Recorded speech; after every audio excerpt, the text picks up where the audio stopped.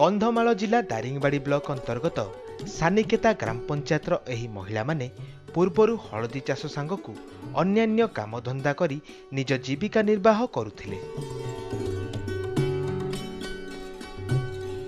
गाँ पाख जंगल रे हरिड़ा बाहाड़ा और अँला भली लघु वनजात द्रव्य उपलब्ध को दृष्टि रे रखी सेमानंक जीविका को सुदृढ़ करने पई ओडिशा जीविका मिशन सहयोगर हाथ बढ़ाई। 2018 मसीह ओडिशा जीविका मिशन सहायतार 13टी स्वयं सहायक गोष्ठीर 120 जन सदस्यों नहीं संसार महिला किसान सशक्तिकरण परियोजना उत्पादक गोष्ठी गठन करा सह लघु वनजात द्रव्य को सीधासलख बिक्री न करी ताहार प्रक्रियाकरण करने पई महिला किसान सशक्तिकरण परियोजना बा एमकेएसपी माध्यम महिला मानकु प्रोत्साहित करा जायछि। कंधमाल जिले में आम एमकेएसपी प्रोग्राम रे आम दारिंगबाड़ी आगु देइथिलु एबे काजुरीपड़ा भी आम एक्सटेंशन करूछु।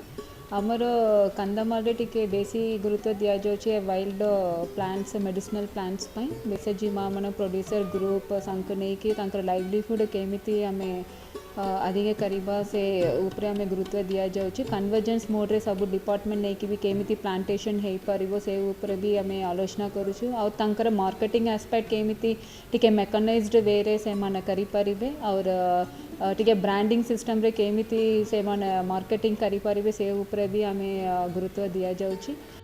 ओडिशा जीविका मिशन सहयोगी संस्था मार्ट सहायतार उत्पादक गोष्ठी सदस्य मानकु वनजात सामग्रीर प्रक्रियाकरणर तालीम देवा सह बजारीकरण पाई मध्य सहायता जोगाई दिया जाइछि।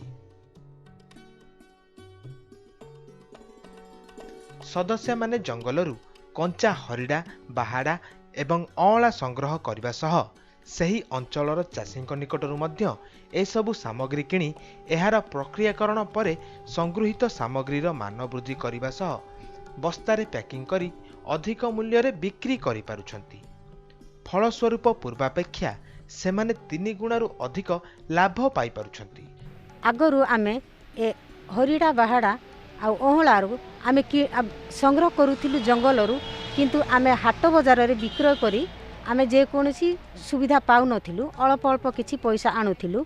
आ जेते बेले हमर ओएलएम आसिला पीजी गठन करिबारे हमकु ओएलएम साहाय्य कला जो द्वारा कि आमे 100 जन मां को 13टा एसएचजी नै कि 120 जन मां को नै कि आमे पीजी गठन कलु। ए वर्ष आमे 13 टन आमर कंचा हळा संग्रह करिछे एवं 10 टन आमर हरिड़ा संग्रह करिछे एवं 2 टन 40 किलो आमर बाहाड़ा संग्रह करिछे।